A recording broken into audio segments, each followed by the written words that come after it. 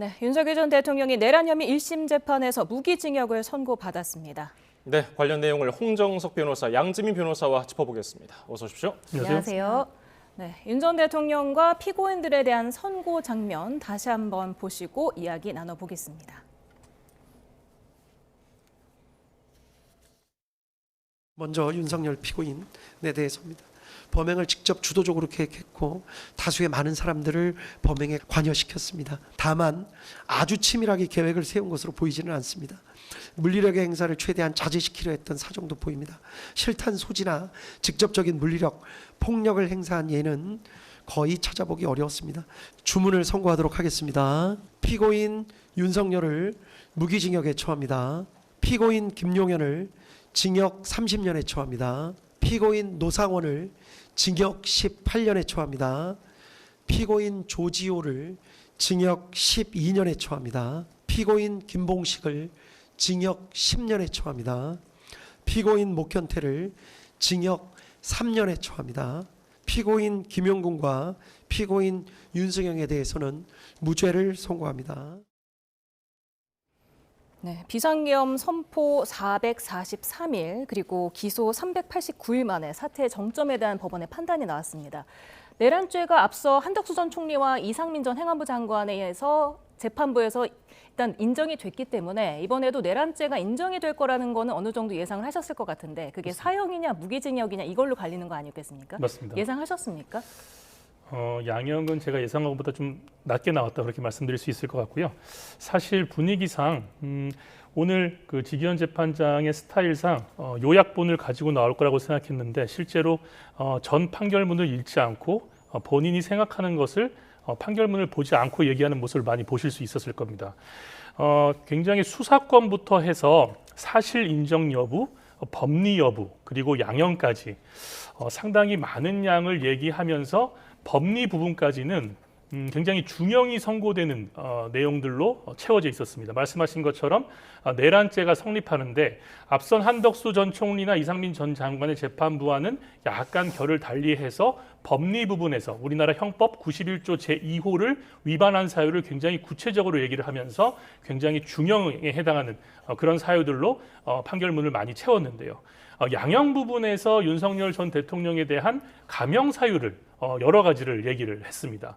따라서 마지막에 사형이 선고될 수 있었음에도 불구하고 양형 이유에서 이제 그런 약간의 감형 사유들이 반영이 돼서 무기징역이 선고된 것이 아닌가 그렇게 보고 싶습니다. 예, 그러면 재판부가 이런 선고를 내린 배경은 어떤 근거로 들었습니까? 그러니까 우선 절차적인 부분에 대해서 짚고 이후에 실체적인 판단으로 들어갔는데요. 절차적인 부분에 있어서는 윤 전 대통령 측에서 계속해서 공수처가 수사를 한 부분에 대해서 위법하다라는 주장을 했기 때문에 그 부분에 대해서 다시금 짚었습니다. 지기현 재판장이 이 판결문을 설시한 그 내용을 보면 결국에는 이 공수처 내 수사권을 인정을 할 수가 있고 우리가 공수처법이라든지 관련 법규를 해석함에 있어서 문헌적으로 해석할 것이 아니라 효율적으로 수사를 함을 고려를 하고 역시 그 과정에서 피고인의 방어권 침해를 하지 않는 선에서는 효율성을 우리가 목적을 둬야 된다라는 부분을 짚으면서 결국에는 공수처가 수사할 수 있는 수사 범위에 해당한다라는 부분을 짚었고요. 그 이후에 이제 실체적인 부분에 들어가서는 결국 이 내란죄라는 구성 요건 두 가지 요건이라고 볼 수 있는 국헌문란을 목적으로 폭동을 일으켰는지 이 두 가지에 대해서 자세하게 설시를 했습니다. 일단 국회에 군을 투입을 한 부분 그리고 이 선관위에 투입을 한 부분에 대해서 가장 중요한 부분이다라고도 이야기를 했고요. 1년 전부터 이제 계획을 했고 결국에는 군 병력을 투입을 해서 국회를 봉쇄하려고 한 부분이라든지 아니면 비상계엄 선포 이후에 이러한 이 계엄 해제를 방해하고자 했던 그 목적성에 대한 인지가 있었다라고 이야기를 했고요. 실제 방첩사를 통한 체포조도 가동을 위해서 사실은 이제 실행에 착수가 있었다라는 부분을 짚으면서 국헌문란의 목적이 명확하게 인정이 된다라고 판시를 했고 유죄 판단을 받은 피고인들 간에는 이러한 사항에 대한 인식 공유가 있었기 때문에 공범으로서 집합범으로서의 내란죄가 성립한다라고 인정을 했습니다. 네. 검찰은 지금 사형을 구형했고 지금 1심 선고는 무기징역이 나왔습니다. 우리나라가 사실상 사형 폐지 국가이기 때문에 일반인들이 생각하기에 사형이냐 무기징역이냐 뭐가 그렇게 다르냐 할 수 있지만 의미가 분명히 다르죠. 예, 이전 한덕수 전 총리의 재판부가 위로부터의 계엄이다, 위로부터의 내란이라고 얘기하면서 민주주의를 훼손하는 정도는 전두환 씨의 내란보다 더 중하게 처벌받아야 마땅하다, 이렇게 이제 설시한 바 있거든요. 말씀하신 것처럼 사형이냐 무기징역이냐가 굉장히 중요한 부분은 아닐 수도 있습니다. 실질적 사형 폐지국인 우리나라에서 사형 선고를 하는 것이 사실 큰 의미가 없고 항소심이나 상고심에 가서는 그 사형 선고가 무기징역으로 낮춰질 가능성도 매우 높기 때문에 그렇게 말씀을 하시는 분들도 있겠지만 이 사형 선고라는 것은 이 계엄, 즉 비상계엄을 불법적인 용도로 활용했고 그리고 사회적인 혼란을 이 정도로 일으켰을 때 내란이 성립한다면 내란죄에 대해서는 일벌백계 해야 된다는 그런 상징적인 의미가 있는 쪽으로 말씀을 많이 하는 측면이 있는 거거든요. 따라서 오늘 같은 경우도 본인이 굉장히 사실 인정 여부나 법리 부분에서 내란죄가 성립하고 그 부분에 대해서 사회적으로 굉장히 큰 손실이 발생했고 이러한 행위로 인해서 향후에도 계속적으로 고통받을 수 있는 사람들이 많은 상황을 굉장히 크게 비난을 했거든요. 그런 상황에서도 불구하고 무기징역을 선고한 것은 재판부가 나름대로 말씀하신 것처럼 우리나라가 실질적 사형 폐지국이라는 것도 고려를 했을 테고 그리고 항소심에서 최종적으로 상고심까지 갔을 때 판결이 어떻게 내려지느냐에 대해서도 고려가 됐기 때문에 그런 판결이 내려지지 않았나 싶습니다. 네, 가석방 부분도 좀 다르지 않습니까? 맞습니다. 이 무기징역이 선고가 되면은 20년 정도의 수용 생활을 하게 되면 가석방 심사 대상이 될 수가 있습니다. 따라서 사형 선고라는 그 부분에 대해서는 굉장히 무게감이 틀리다, 그렇게 말씀드릴 수 있을 것 같습니다. 예, 윤 전 대통령 측에서는 꾸준하게 비상계엄은 대통령의 권한이기 때문에 사법적인 판단 대상이 안 된다고 했잖아요. 오늘 재판부는 뭐라고 했습니까? 이 부분에 대해서 받아들이지 않았습니다. 그러니까 재판부가 이 부분도 굉장히 자세하게 설시를 했는데 우선 비상계엄 선포가 막바로 내란죄 성립이 되는 것이냐라고 봤을 때 그건 아니다라고 판단을 했습니다. 왜냐하면 계엄 선포를 하는 실체적인 그리고 형식적인 요건을 고려를 해야 되는 것인데 비상계엄 선포라는 것이 대통령이 판단을 해서 내려지는 것이기 때문에 어디까지 우리가 실체적으로 가능한 것이고 어디까지가 형식적인 요건으로서 고려를 해야 되는지 그 부분이 명확하지가 않기 때문에 사실 실체적 이 형식적 요건을 고려하는 것은 적합하지가 않다라고 이야기를 했고요. 다만 이것이 헌법기관의 기능을 무력화하는 정도 그리고 마비시키는 정도라고 한다면 이것은 내란죄에 해당을 한다라고 이야기를 했습니다. 그러면서 국가의 위기 상황이라고 판단을 해서 비상계엄을 선포했다라고 윤 전 대통령은 주장을 했는데 이러한 주장은 사실상 이 성경을 읽는다는 이유로 촛불을 훔칠 수 없다라는 이야기를 하면서 목적이 잘못됐다라는 부분을 짚기도 했습니다. 윤 전 대통령은 탄핵 심판에서부터 지금에 이르기까지 계속해서 본인은 너무나 국가의 비상 상황이었기 때문에 이러한 비상계엄을 선포하는 것이 정당했고 당위성이 충족된다라는 취지로 계속해서 일관해 왔거든요. 그런데 이러한 주장이 결국에는 받아들여지지 않았다라고 볼 수밖에 없는 것이고요. 그 부분에 대해서는 지지자들에게 호소하기 위한 메시지일 뿐이다라는 일각의 분석도 있는 것이고 사실상 법리적으로 접근을 해보았을 때 국가적인 위기 상황이라는 것이 비상계엄을 선포할 수 있는 전시사변 이에 준하는 상황으로 볼 수가 있는지를 판단을 해보면 결코 그런 상황은 아님은 명백했거든요. 그렇기 때문에 이 부분에 대해서 그 주장을 있는 그대로 받아들이기는 어려웠다라고 보여집니다. 네. 지금 말씀하신 성경을 읽는다는 이유로 촛불을 훔칠 수는 없다라는 말을 인용을 했는데 그렇다면 목적이 수단을 정당화할 수 없다는 뜻인데 또 이에 대해서 조국혁신당은 그러면 이게 목적이 정당하다는 취지의 비유다 이렇게 또 비판을 했거든요. 예, 저도 듣고 이 말을 왜 했을까 한번 생각을 해봤거든요. 성경을 읽는 행위는 굉장히 정당한 행위지 않습니까? 근데 성경을 읽기 위해서 촛불을 훔친다, 절도죄에 해당하는데요. 그럼 절도죄는 당연히 사회적으로 비난받는 행위지 않겠습니까?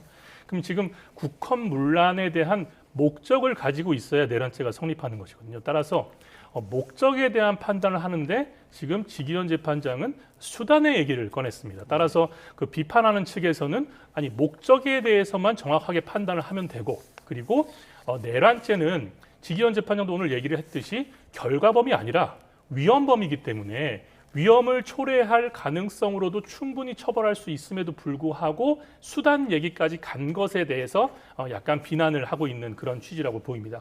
하지만 지기현 재판부는 목적을 판단하는 데 있어서 뭔가 비상계엄이라는 수단 그리고 그 비상계엄에 대한 불법성 여부를 판단하고 그것을 좀 더 쉽게 이해시키기 위해서 비유를 든 것으로 보이는데요. 결과론적으로는 약간의 오해를 살 수 있는 말을 하지 않았나 이런 생각도 듭니다. 예. 잘 생각해 보면은 이진우 전 수방사령관 증언에서 총을 쏴서라도 문을 부수고 들어가서 국회의원 끌어내라 이런 내용, 이런 증언이 있었거든요. 근데 재판부는 오늘 물리적 사용을 그래도 자제시켰다고 언급한 내용, 이건 좀 충돌하는 거 아닌가요? 그렇습니다. 그러니까 양형의 이유를 설명함에 있어서 치밀하게 계획한 것은 아닌 것으로 보인다. 그리고 실탄 사용을 하지는 않았고, 그리고 이 물리력을 동원해서 충돌하는 것을 최소화하려는 노력을 한 것으로 보인다라고 판단을 했고, 이러한 양형 사유는 윤 전 대통령뿐만 아니라 김용현 전 장관이라든지 다른 이 중요 임무 종사자에 대해서도 마찬가지로 적용이 된 부분이 있거든요. 언급해 주신 것처럼 전 사령관들의 진술을 보면 굉장히 여러 진술들이 나옵니다. 그러니까 직접적으로 국회에 가서 다 인원들을 끄집어내라라는 이야기도 나왔고 총을 쏴서라도 문을 부시고 들어가서 끌어내라. 그리고 어떤 정치인에 대해서는 내가 총을 쏴서라도 어떻게 하겠다. 뭐 이런 이야기까지 이제 나왔는데 지기현 재판부가 이런 부분에 대해서 설시를 하면서 일부 전 사령관들에 대한 진술이 좀 충돌하거나 엇갈리는 부분에 대해서는 이러한 비상계엄 선포에 대한 기밀성을 유지를 하기 위해서 각 전 사령관들에게 자세한 상황에 대한 공유는 없었던 것으로 보이고 다만 당시에 어디로 출동해라 아니면 어디로 가서 뭘 해라 라는 지시가 각각 엇갈렸기 때문에 각자의 입장 차이라든지 증언의 차이가 있었다라고 판단을 했거든요. 그렇기 때문에 이 재판부 입장에서는 일부 진술에 대해서 신빙성을 높게 사서 유죄 판단의 근거로 사용을 하기도 했지만 일부 진술들의 경우에는 그러니까 전 사령관 중에 일부는 본인이 사실은 내가 이런 지시를 받은 것으로 이해를 했는데 나중에 보니까 떠올려 보니까 이 비상계엄 선포가 있은 이후에 TV를 보고 본인이 그렇게 생각을 하는 것이었다라는 또 진술도 존재를 했어요. 그래서 이런 충돌하는 여러 가지 진술 중에서 재판부 입장에선 일부를 취합해서 어떤 것은 양형에 고려하는 요소, 어떤 것은 또 유죄 판단의 근거로 이렇게 삼은 것으로 보이고요. 말씀해 주신 것처럼 충돌하는 그 진술들에 대해서 어떠한 진술들을 취사 선택해서 판단의 근거로 삼을지는 물론 재판부의 재량에 있기는 하지만 서로 다른 이야기를 하는 부분에 대해서 이유로 고려를 하다 보니까 전체적으로 봤을 때는 좀 충돌하는 그러한 모양새가 보이기도 합니다. 네. 오늘 1심 선고를 한 지기현 판사가 사실 지난해 3월 공수처에 내란 수사권이 있는지 법률적 다툼이 있다는 등의 이유로 윤 전 대통령의 구속 취소 결정을 내려서 여권이 비판을 받지 않았습니까? 맞습니다. 그런데 오늘은 검찰과 공수처에 모두 내란죄 수사권이 있다 이렇게 인정을 했는데 그게 지난해 9월에 있었던 대법원 판례 때문이었다면서요? 대법원 판례일 수도 있고요. 근데 대법원 판례는 검찰이 내란죄 수사권이 있느냐에 대한 판단 여부를 묻는 판례입니다. 반면에 구속 취소가 됐을 때는 공수처가 내란죄 수사가 가능하느냐 이 부분에 대해서 이제 판단을 했던 부분인데 오늘 지기현 재판장은 그 수사권에 대해서도 굉장히 구체적으로 설시를 했습니다. 불소추 특검부터 시작해서 검찰이 내란죄 수사를 할 수 있는지 그리고 공수처도 내란죄 그 수사를 할 수 있는지 그리고 위법 수직 증거에 대해서도 판단을 했는데요. 말씀하신 것처럼 그때와는 달리 오늘은 검찰, 공수처 모두 검찰청법이나 공수처법에 따라서 처음에는 직권남용으로 수사를 시작했더라도 그와 관련돼서 인지한 직접 관련성이 있는 범죄, 즉 내란죄에 대해서는 수사권이 있다. 따라서 수사가 가능하다고 결론을 내렸습니다. 예전에 그 석방시킬 때 했던 법리와는 좀 달라졌는데요. 그 부분은 당시에 말씀하신 것처럼 이제 새로 나온 판례도 영향을 미쳤을 것 같고 공수처법에 대한 좀 더 심도 있는 해석을 통해서 이번에 수사권에 대한 그런 인정 여부를 판단한 것이 아닌가 그렇게 판단해 볼 수 있을 것 같습니다. 수사권 쟁점 중에서 재직 중에 대통령 수사가 가능하느냐 이 점도 얘기가 나왔었는데 결국 재판부는 이게 수사가 가능하다고 봤네요. 그렇습니다. 그러니까 수사의 범위, 불소추 특권 관련해서 이것을 어떻게 해석할 것인가 부분에 대해서도 이야기를 했습니다.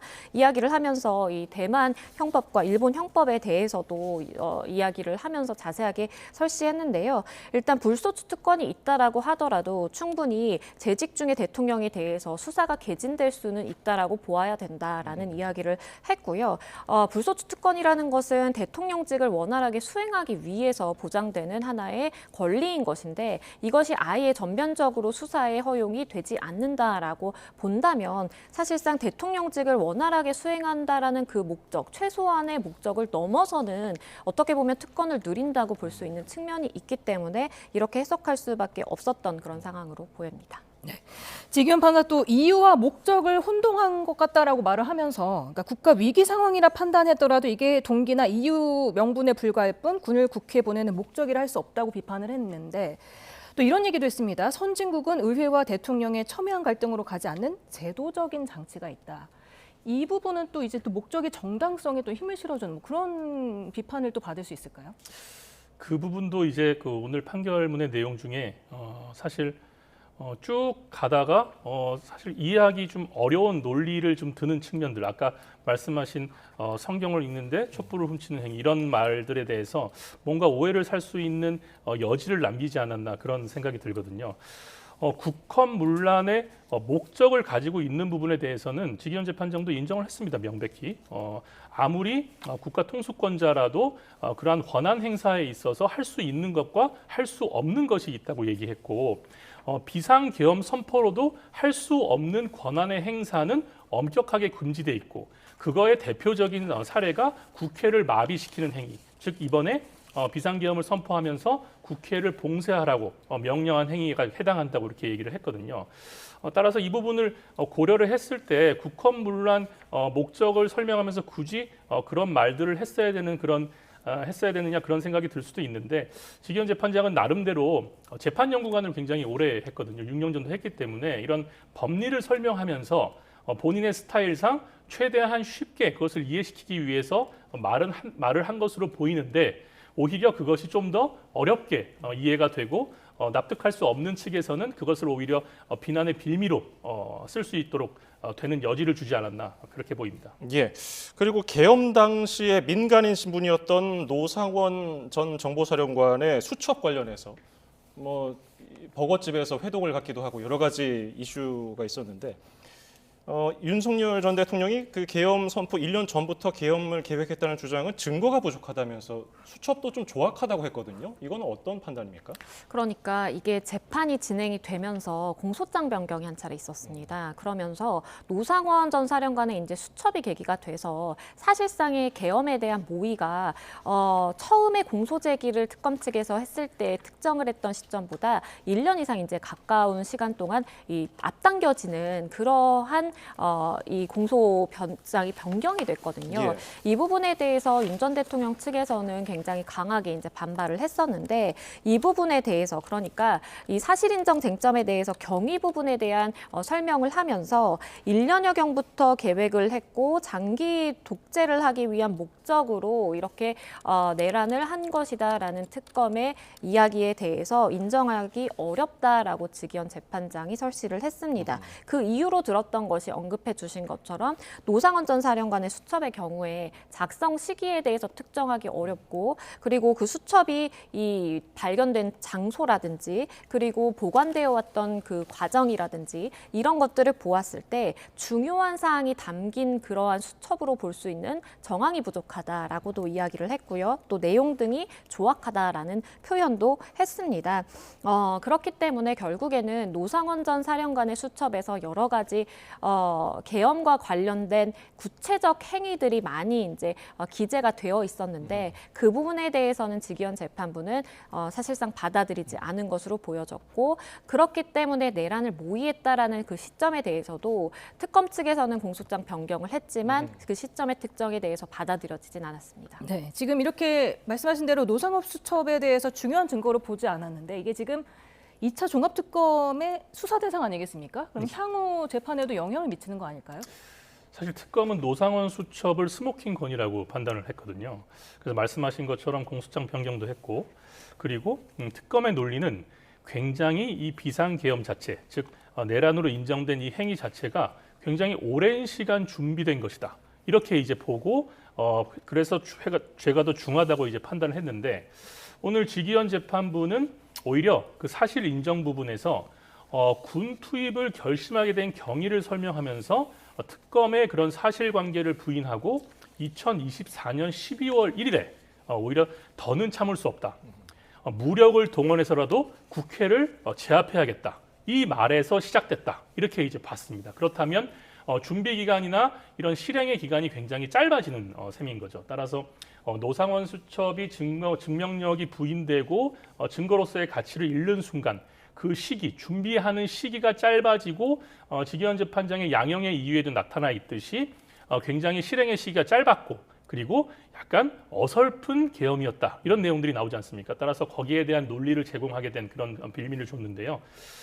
이 노상원 수첩이 2차 특검이나 그리고 항소심 재판부에서 어떻게 작용할지가 또 다른 변수가 될 것으로 그렇게 보입니다. 따라서 윤석열 전 대통령 측에서는 노상원 수첩이 부인이 됐기 때문에 나름 안도하면서 항소심을 준비하겠지만 특검 측에서는 공소 유지를 준비하면서 항소심에서는 이 노상원 수첩에 대한 증명력 여부에 대해서 굉장히 준비를 철저하게 해올 것으로 그렇게 보입니다. 예, 특검 측에서는 재판이 끝난 뒤에 어쨌든 결과에 좀 만족스럽지 못하다는 의견을 냈는데 항소심에서는 어떤 부분을 주로 다투게 될 거라고 보세요? 사실 양측이 굉장히 좀 받아들이기 힘들다라는 입장을 냈습니다. 그러니까 특검은 특검대로 이 사형을 구형을 했기 때문에 무기징역이 선고된 부분에 대해서 만족할 수 없었겠다라는 생각이 들고요. 반대 측에 있는 윤 전 대통령 측에서도 항소를 하는 것이 의미가 있을지 좀 회의적이다라는 표현을 할 정도로 결론을 정해놓고 한 재판이다라는 이야기를 했습니다. 그래서 당연히 양측 모두 항소를 하게 될 것으로 보이고 항소심에 가서는 1심에서 판단된 사실인정 부분이 크게 벗어날 여지는 좀 없다라고 보여집니다. 왜냐하면 지금 오늘 있었던 선고에서 인정된 사실인정 부분이 앞선 한덕수 전 총리라든지 이상민 전 장관의 다른 1심 재판부에서 판단된 사실인정 부분과도 큰 차이가 없이 인정이 됐거든요. 그렇기 때문에 이러한 부분을 크게 벗어나고자 한다면 어떤 사정 변경이 크게 있다라든지 증거물의 현출 부분에 있어서 뭔가 문제가 생긴다라든지 아니면 추가적인 증거가 발굴된다든지 이런 요소들이 필요한 것인데 그럴 가능성은 굉장히 낮아 보이고 지금 46회 재판을 진행을 해왔었고 긴 시간 소요된 그런 심리된 재판이기 때문에 그러한 사실인정 부분의 변경이 없다라고 한다면 항소심에서 크게 결과가 달라질 여지가 있을지 좀 의문인 부분도 있고요. 다만 양형 부분에 있어서는 또 항소심 재판부의 재량이라든지 이런 것에 또 많이 맡겨져 있는 측면이 있기 때문에 항소심 재판부로 가면 바뀌는 변수라고 할 수 있는 부분은 내란 전담 재판부가 사실 이제 판단을 하게 되는 것이죠. 그래서 그 부분이 변수라고 한다면 변수이지 않을까 싶습니다. 네, 오늘 윤석열 전 대통령의 변호인 윤가끔 변호사가 내란죄는 성립하지 않는다고 자신은 판단을 했었고 법과 원칙이 지켜지지 않아서 참담하다고 선고 이후에 입장을 밝혔는데요. 얘기 들어보시죠. 손바닥으로 하늘을 가릴 수는 없습니다. 가려지는 것은 자기의 눈일 뿐입니다. 구름이 겹치면 태양은 드러나게 돼 있습니다. 명백히 드러난 진실과 우리 헌법과 형사소송에서 정한 법리와 증거 법칙이 무시되는 이런 판결이라면 특검에서 정한 결론대로 내리는 판결이라면 지난 1년간 수십 회에 걸친 공판은 요식행위였습니까? 이런 재판은 왜 했습니까? 네. 그러니까 내심을 추론하고 상황에 비추어 판결을 내리는 건 형사소송 원칙에 맞지 않는다는 말도 했고요. 법치가 붕괴되는 모습을 보면서 항소를 해야 하는지 회의감이 든다. 이 부분은 윤 전 대통령과 상의를 해야겠다. 이렇게 얘기를 했거든요. 네. 이 부분은 어떻게 들으셨습니까? 다분히 법조인의 발언이 아니라 정치인의 발언으로 보입니다. 왜냐하면 법조인이 재판을 수행했고 재판부가 판단을 내린 부분에 대해서는 물론 비판을 할 수 있습니다. 그렇기 때문에 존재하는 것이 3심 제도이고요. 그렇다면 사실 그런 억울한 부분이나 밝히지 못한 부분에 대해서는 항소심이나 상고심 때 오히려 전력을 해서 그 부분에 대해서 다퉈야 될 일이지 저렇게 나와서 법조인으로서 받아들일 수 없는 판결이고 굉장히 정치적인 판결이고 이미 정해진 틀에 짜여서 이루어진다고 얘기를 하는 것이면 지금까지의 법조인으로서 재판을 수없이 받았을 텐데 지금까지 그런 재판들을 다 부인하는 것인지 약간 의문이 들고요. 오늘 지기현 재판장은 사실 저런 오해 부분을 모두 불식시키기 위해서 생중계도 허용했고 그리고 판결문 내용에서도 법리 부분에 굉장히 힘을 쏟았습니다. 만약에 이런 원님 재판이나 뭔가 결론을 내놓고 한 재판이었다면 앞부분의 사실 인정이나 이런 부분들에 대해서 아까 얘기하신 노상원 수첩을 비롯해서 굉장히 그 부분에 대해서 힘을 실었을 텐데 오히려 지기현 재판부는 이 법리 부분, 형법상의 내란죄 성립 요건 부분에 대해서 굉장히 설시를 많이 했고 해외 사력까지 분석을 하고 로마 시대와 잉글랜드 찰스 국왕까지 얘기를 하면서 이제 판결을 했단 말입니다. 그렇게 되면은 그 정도 됐으면은 이제 재판부는 엄격한 법리에 의해서 판단을 했다고 생각을 해볼 수 있을 것인데도 불구하고 저렇게 얘기를 한 것은 뭔가 윤석열 전 대통령의 지지 세력이나 그리고 향후 항소심 재판에서의 재판부에 대한 약간 호소 측면에서 저런 발언을 한 측면도 있다. 그렇게 보는 게 좋을 것 같습니다. 예, 오늘 윤 전 대통령과 함께 내란 중요 임무 종사 혐의 가장 핵심 인물 김용현 전 국방장관을 꼽을 수 있는데 특검은 무기징역을 구형했는데 오늘 재판부가 징역 30년을 선고했거든요. 어떤 점이 양형 이유로 꼽을 수 있을까요? 일단 뭐 주도적인 계획을 함께 윤 전 대통령과 했다라는 부분이 인정이 됐습니다. 거기에 더불어서 독단적으로 부정선거 관련된 수사를 진행하고자 하는 계획까지 꾸리고 있었다라고 지적이 됐고요. 다만 역시 유리한 양형 요소도 존재했습니다. 물리력 행사를 자제하려는 시도가 있었다. 그리고 결론적으로 이러한 계획이 실패했다라는 부분이 반영이 됐고요. 그렇기 때문에 뭐 이러한 유리한 양형의 요소가 반영이 되어서 무기징역이 구형이 됐지만 최종적으로 징역 30년형이 선고가 됐다라고 보여지고 사실상 이 쭉 구도 그러니까 범죄 행위를 하는 이 집합범으로서의 구도에 봤을 때 윤 전 대통령이 가장 정점에 있는 우두머리라고 볼 수 있고 그 바로 밑에는 김용현 전 장관이 위치했다라고 보여지는 부분이 있거든요. 이런 부분에 대해서 지기현 재판부는 비이성적인 결심 그러니까 윤 전 대통령이 하는 이 비이성적인 결심을 옆에서 좀 부추겼다라는 취지의 이야기도 한 것으로 보여서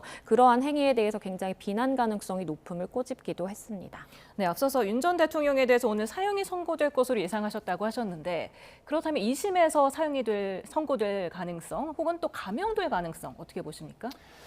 사실 항소심에서 지금 무기징역보다 높은 사형이 선고되기는 현실적으로는 매우 어렵다고 보시는 게 좋을 것 같습니다.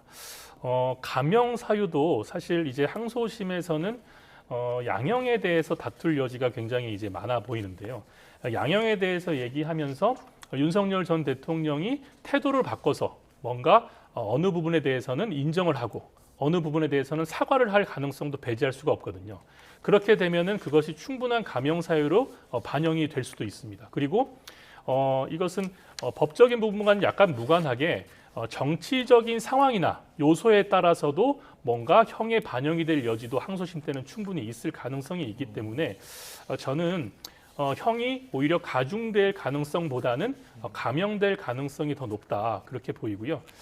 지금 관련돼서 김용현 전 장관이나 관련자들에 대한 형도 지금 전두환 노태우 씨의 사례에서 최종적으로 나온 형에 비하면 조금 높은 그런 경향이 있거든요. 따라서 이 부분도 양형에 대해서 다투고 그리고 말씀드린 것처럼 항소심 전략을 좀 달리해서 본인들이 가벼운 죄들에 대해서는 인정을 하고 사실관계에 대해서도 좀 인정하면서 국민들에 대해서는 사과를 한다면 항소심 때는 감형 사유가 오히려 더 중하게 반영되지 않을까 그렇게 생각해보고 싶습니다. 예, 오늘 도움 말씀 홍정석 변호사, 양지민 변호사였습니다. 고맙습니다. 감사합니다.